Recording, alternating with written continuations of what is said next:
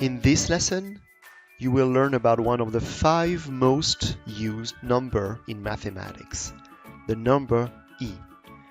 Before talking about e, let's go over the other 4 most used number in mathematics. These are 0, 1, pi, and I. 1 is primarily used for counting, and it's been around since we needed to count the number of objects in a set. 2 is 1 plus 1. 3 is 1 plus 1 plus 1, so on and so forth. Pi, on the other hand, is used to measure quantities like lengths, areas, volumes, quantities associated with shapes with a circular edge. The circumference of the circle is 2 times pi times r. The area of the circle is pi times r squared. Therefore, pi comes from geometry. It is not as old as 1, but it is pretty old. 0 is newer than 1 and pi. It plays a fundamental role in the way we write our numbers in the decimal system, and it is often called a placeholder. For example, without 0, how can you differentiate between the number 12 and the number 120? 12 is 1/10 and 2 units. 120 is 1/100, 2 tenths, and 0 unit. You can see that without the 0, understanding the difference between 12 and 120 could be a little bit tricky. E and I are much more recent. The number I is defined as the square root of -1, and it is unfortunately called an imaginary number. This is unfortunate because there is nothing fanciful about this number. It is as real and useful as the square root of 2 or any other number. You will study it next year. Finally, we get to the number e, the content of today's lesson. E is called the Euler number, and it is born in the 17th century. As we will see, the origin of E comes from finance. One of the goals of this video is to give you an intuitive understanding of E. The skills you will need to master the content of this video is a good understanding of compound interest that I covered in the previous lesson. Let's begin with a problem. Here's a problem. You want to invest $100 at a yearly rate of 100%. This is a completely imaginary problem. There are no such guaranteed investment, of course. 100% means you will double your investment at the end of the first year if you compound once a year. So actually, this is what I'm asking you in the first row right here. What is a formula if you compound 1 time a year? So the formula is 100, my initial investment, times 1 plus r, r is 1 in this case, and I want the formula for t years, so I'm going to write to the power of t right here. In the second column, I want everything at the end of the first year, so we will use t equals 1. I'm asking you to write as many digits as your calculator allow. I know normally this doesn't make any sense, but let's go with it, okay? So if you invest $100 and the interest rate is 100%, at the end of the first year, you will then have $200. You double your investment. Is there any interest on interest at the end of the first year? No, there's no interest on interest. All the interest comes from your investment. $100, right? So there's $0 of interest on interest right here. Okay, let's go over the second compounding scheme. This time, I am compounding semesterly, which means twice a year I will compound. Let's quickly revisit this with a diagram that we did in the last video. You remember this diagram maybe from the last video, right? So if I take 100% a year compounding twice a year, then at the end of 6 months, I add 50%. And then at the end of 6 months, I add another 50%. So this is your original investment, $100, okay? So at the end of 6 months, what do you do to $100? You're going to have to add 50%. That is $50. And then at the end of 6 months, here's the original investment, $100. You're going to add another 50% of $100. That's $50. Okay. Now, this $50 that you had right here it is. It doesn't change. It's right here. But it's going to generate 50% interest, right? Half of 50 is 25. So that's $25 right here. And so at the end of the first year, you will have $225. And so right here, I'm going to write $225. Okay? So what is the interest on interest here? There were some interest on interest. If I don't have any interest on interest, I get $200. If I do have some interest on interest, I get $225. So the difference is the interest on interest, which is $25. Okay, well, right here, I forgot to write the formula. So this time it's $100 original investment plus. So you take 100%, which is 1. You divide it by 2 compounding periods a year, and it's to the power of 2 times t. Again, this is the compounding n times a year formula. Let's move on to compounding every 2 months. So you have 6 compounding periods a year. So right here it's going to be 100 times 1 plus 100% divided by 6 compounding periods a year to the power of the number of compounding periods in t years. That's 6 times t. Actually, let's fill out the first column for all of these formula. Compounding monthly. So this is 100 times 1 plus 1 over 12 compounding periods in a year to the power of 12t. Weekly, 100 times 1 plus 1 over 52 weeks in a year to the power of 52 times t after t years. 3 more schemes. Daily, every hour of the year and every minute of the year. Let me fill them out.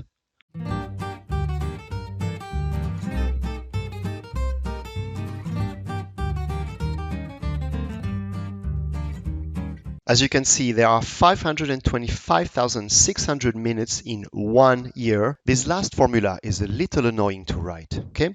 Well, let's take the calculator now to evaluate how much we have at the end of 1 year. So t equals 1 for all of this formula. To do that, I am going to plug in y equals my formula. So I'm investing $100. Okay, and the formula is 1 plus my interest is 100%, so that's 1 divided by, and here I'm going to put my variable x, and I'm going to say x equals all those different schemes, right, to the power of x times 1, right? It's 1 year here. Let me write x times 1, but the times 1, of course, is not very useful here.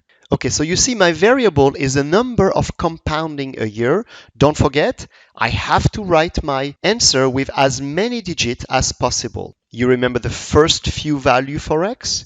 We want to have 6 compounding period a year, x equals 6, then 12 compounding period a year, x equals 12, then 52 compounding period a year, and then there are more, okay? So I'm going to go on the home screen of my calculator right here, and I'm going to simply enter y1 alpha trace y1 of, and I said 6 is the first one I want, and the answer is 252.1626372. Okay, so I'm going to report that, and I'm going to speed up the computation of the other value, okay?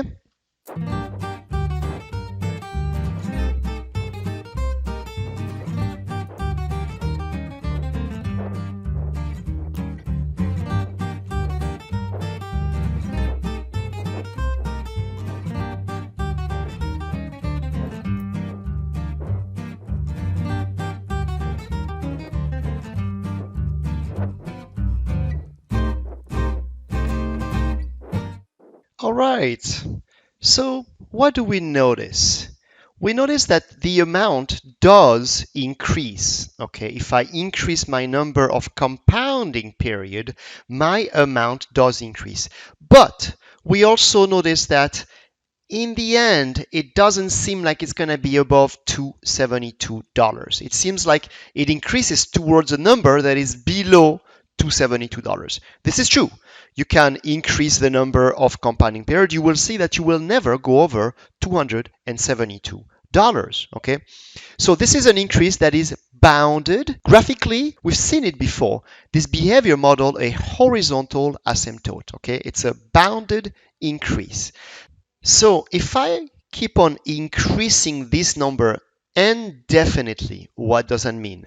Take 10 billion, 100 billion, some trillion, okay? And I want to write this number right here. What would I find? So with 80 digits, I'm going to write this number with 80 digits. I find this number. Now, this is when you started investing $100. If you start with $1, of course, you're going to move the decimal point right here and you find this number. So again, if you start with $1 and you compound at 100%, but the number of compounding is very, very large, right? And large, whatever that means actually n is infinite, okay? N is infinite. What does that mean? We'll see. But you will find this amount of dollars at the end of 1 year, 2.7182, blah, blah, blah. This number is what we call E in mathematics. Okay, so again, it goes on forever. This is E. The first thing you need to know about E is that it's an irrational number. You cannot write it as a ratio of two integers. This bizarre but fundamental problem was posed at the end of the 17th century by the great Swiss mathematician Jacob Bernoulli in the following form.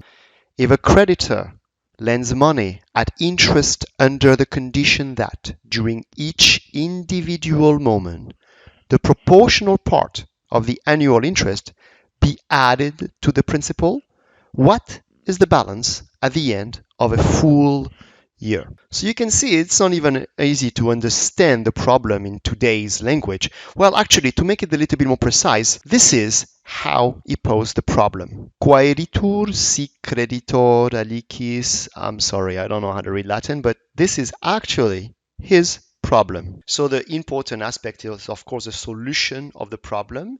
If you invest $1 at an interest rate of 100% that is compounded all the time, in this problem it says each individual moment, then at the end of 1 year, you will have E dollars in your account, okay? The way this type of compounding is expressed, each individual moment, we say we compound continuously, okay? This is called continuously compounding. This is not 365 times a year, daily. It is not every minute. It is not every second. It's every fraction of a fraction of a fraction of a second. It is continuously compounding, okay? Now remember, we don't add 100% every fraction of a second. This is not how it works, right? You take your 100%, one, and you divide it by a number that is approaching infinity. The number of compounding period is getting very, very, very large, right? This is how you get your factor. And then you raise that to the number of compounding period, which is also approaching infinity, right? And when you do these two operations, divide your rate by a very large number and then raise this factor to a very large number, you will approach E. Okay, you will approach E. So we can think of E as doubling, but in the continuous world, right? In the continuous world, E would play the role that 2 plays in the non-continuous world. There's another way to approach E. We can do it graphically. Let's take a look at it. So now that we have assumed the existence of real exponent, right? Don't forget the base right here must be positive to have an output that is a real number. We can look at the function of the type f of x equals 1 plus 1 over x to the power of x, right? This function makes sense when x is a real number. Of course, we need to take x not equal to 0 or 1 over 0. We would have a problem with dividing by 0, right? But actually, I'm going to introduce another restriction. I don't have to, but for what I want to do in this problem, I'm going to assume that x is positive, actually. A real number, but positive. So let's look at the graph of this function. To do that, I'm going to use Desmos. Here we go. I've entered my function right here. The braces here specify that x must be positive. And here's the graph of the function. So this window is not very practical. Let me change it. Now, it doesn't look like I have a lot of y's, right? It doesn't look like it goes very high. Let me see. Let me bound y to, let's say, maybe 4. I'm not sure it's going to go above 4. I really want to see what's going on when I increase my x's. So let me go to 100. Actually, let's go to 1,000 while we're at it. Now look at that. It is almost flat. So I've also introduced a second function, g of x equals a, and as soon as you type that in Desmos, it creates a parameter a for you. It asks you if you want to create a parameter a. So let me look at a. These are the values of a, right? 0.9, 1, 1.3, 1.6. Okay, I'm looking at a right here, and look at that. Look at that. You know what we have here? We do have an asymptote. This is 2.73. It doesn't look like the graph goes above 2.73, right? And actually, if I can type 2.71, 1.8 right here, it looks like it's an asymptote. Well, there is an asymptote. I'm not sure 2.718 is an asymptote. Actually, not this one. But you can see that we are looking at the number we just looked at before. You know the number I wrote with 80 digits? 2.718, blah, blah, blah, right? That's the number we have right here. And so again, we could have approached E looking at this function and saying E is the value of the asymptote. Y equals E is asymptote to this function right here. Okay? So we looked at two problems that gave rise to E. The first one is you invest $1, interest rate 100%, continuously compounded. And the second problem is you're looking at this function, f of x equals 1 plus 1 over x to the power of x, and you look at the asymptote of this function, okay? So this number E that I wrote here again with 80 digits plays a central role in mathematics. Anytime I want to use it, I could say E is about 2.72. Okay, of course it's an approximation. It goes on forever. It never stops. It's an irrational number. Okay, and there's no pattern in the number right here. Don't try to find a pattern. Okay. Let's now look at the exponential base E, the graph of the function exponential base E, which is E to the x. This is the way we always express an exponential in mathematics. If you have a function given in any other bases than base E, whatever the base is, you can always rewrite it as a base E. Okay, all of these functions can be rewritten in base E. Now, of course, the exponent will be different right here. There will be some changes, but the base of the exponential can always be E. This is a process you will study next year. For now, let's look at the graph of this function. So let's quickly sketch the graph of the function y equals e to the x. Again, this is a graph you have to be able to sketch quickly, all right? If x is 0, well, we know what's going on. E to the 0 is 1, so it goes through the point 0, 1, just like any other exponential function. If x is 1, then we go through the point e to the first power, which is e, which is about 2.72. Okay, so this is not a very friendly value. So if x is 1, it goes through the point 2.72, so maybe around here, right?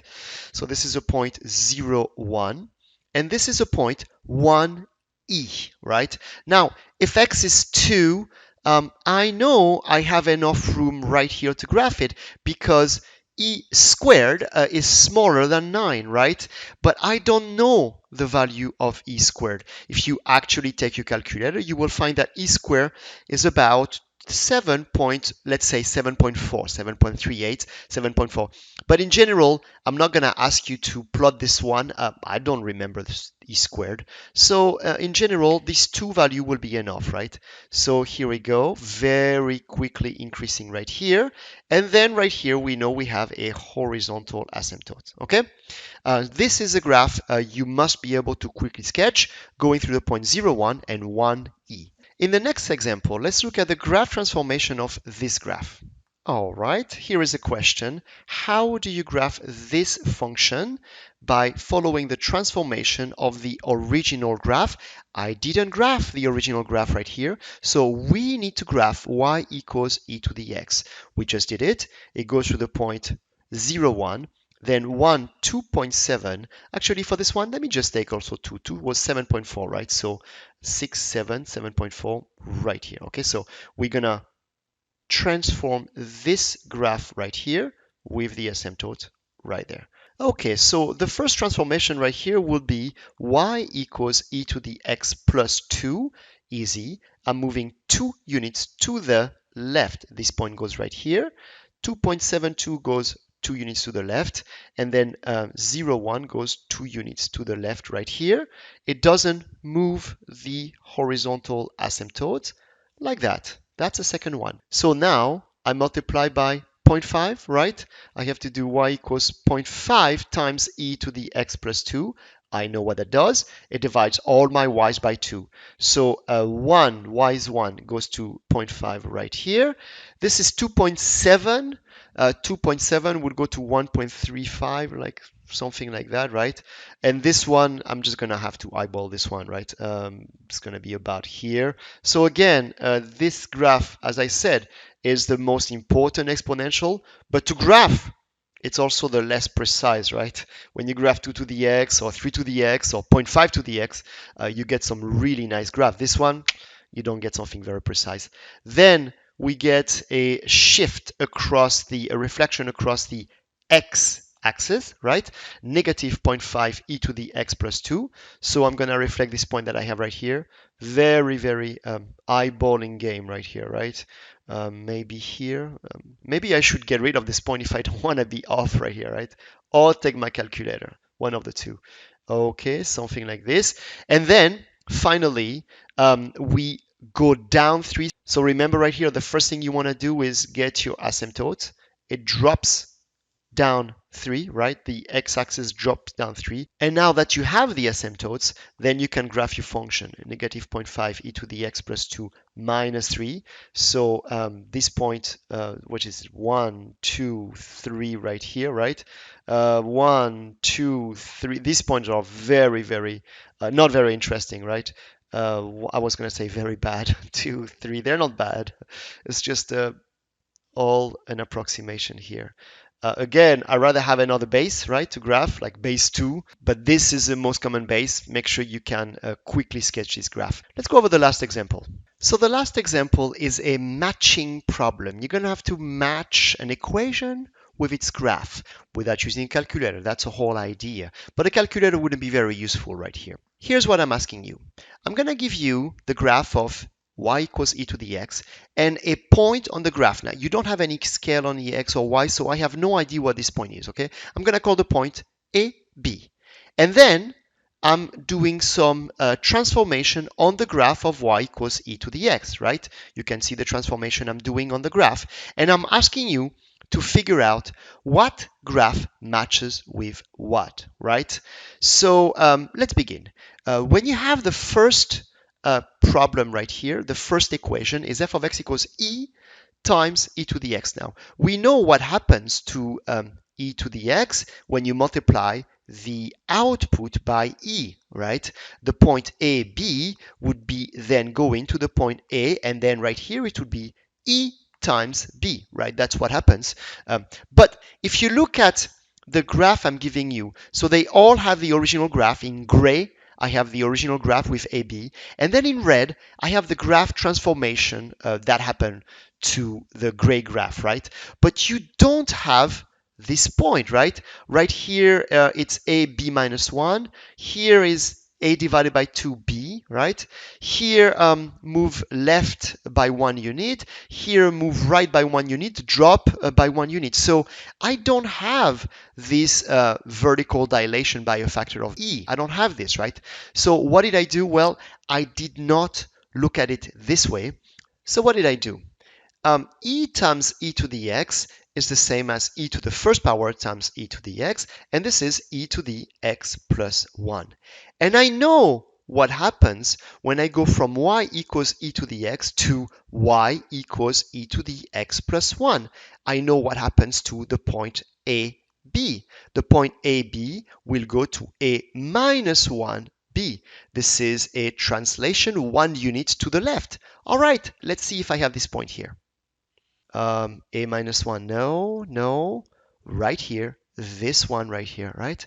So graph 3 goes with equation 5. So 5, 3, right here, right? Okay, what about this one? Well, this one, we know what happens when from e to the x, I go to the e to the x minus 1, right? What happens to a point AB? AB will go to AB minus 1, right? You drop 1 unit on the y. So do I have this point? Yep, right here. So graph 1 is associated to equation 6. Okay, next one. Okay, now I'm squaring an output. This is not a graph shifting result, graph transformation. We don't know what happened when you square the output, but e to the x squared is the same as e to the 2x. Now that's a graph transformation. The point AB right here, what happens when you multiply x by 2? It will go to a divided by 2 b, right? You divide. It's counterintuitive on the x. And this is graph 2 right here. Okay, so 7 goes with graph 2 like that. And of course, that would be the last one. Here you go right one and down one. That's the last graph. Right one, down one. Okay, so this one goes with graph 4. All right, I'm gonna stop this video right here. I hope it was clear. Thank you for watching.